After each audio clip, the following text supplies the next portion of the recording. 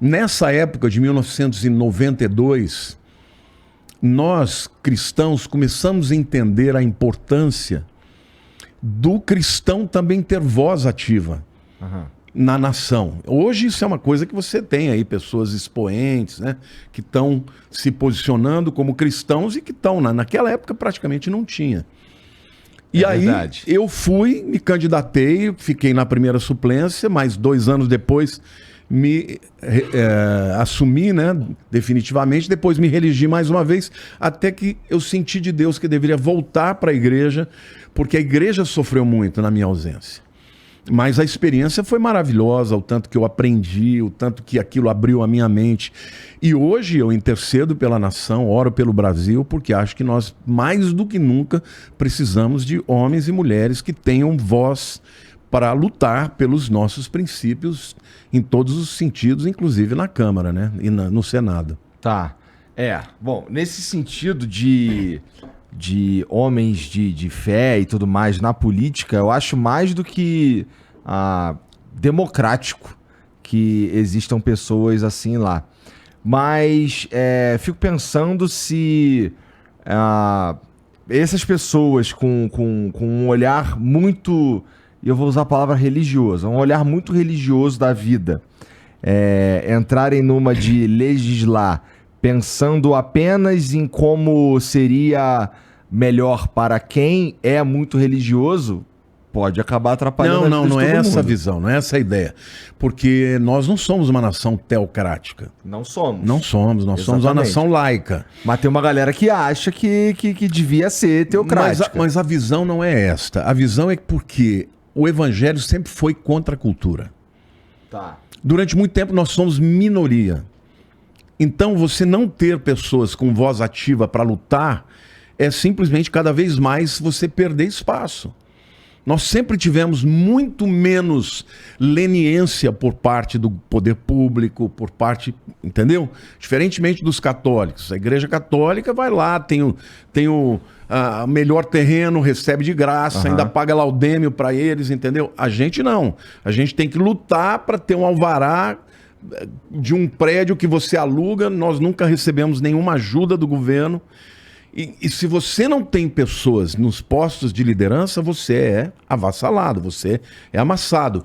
E nós começamos a entender, e eu tive essa visão, eu fui um dos pioneiros no Brasil nesse sentido, dizer que o Brasil precisava de uma restauração, inclusive do ponto de vista da corrupção.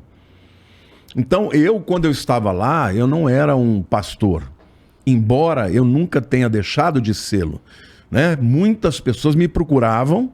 Eu me lembro que teve um episódio que eu cheguei, eu sou sanguíneo, eu sou um pastor, mas eu sempre digo, olha, eu tenho meus defeitos e eu sou bravo.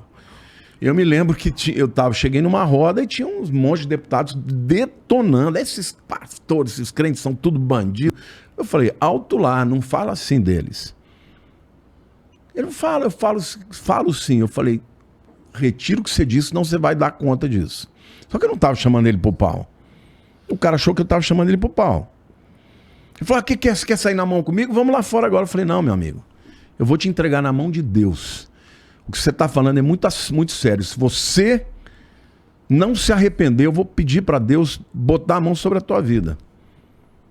Aí veio todo mundo, não, deixa disso, deixa disso. Eu falei, olha, eu respeito todo mundo, mas chamar todos os pastores de bandido, sabendo que eu sou pastor, é dar um tapa na minha cara. Eu não vou admitir isso.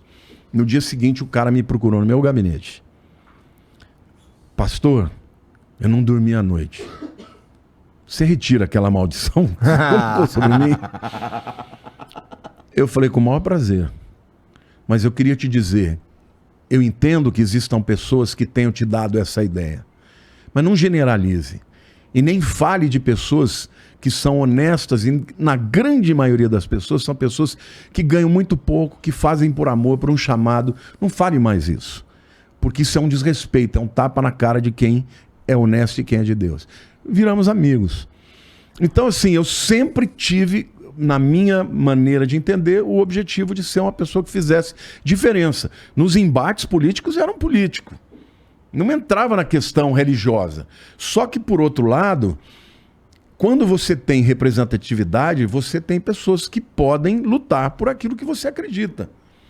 E hoje nós estamos vivendo um tempo que, mais do que nunca, nós precisamos de pessoas lá que defendam o direito de nós acreditarmos na Bíblia, que é algo que realmente cada vez mais está se tornando politicamente incorreto. E o que tu quis dizer com vou pedir para Deus botar a mão sobre a tua vida? Eu vou pedir para Deus fazer o juízo, porque o juízo vem de Deus. Eu não sou homem. Se eu, de alguma maneira, estabelecer algum tipo de juízo, eu, obviamente, posso ir contra a vontade de Deus e até mesmo, né, deixar de dar um bom testemunho. Mas eu falei para ele, Deus, eu não estou aqui me defendendo. Eu estou aqui defendendo a maioria de pessoas que vivem do Evangelho porque amam ao Senhor.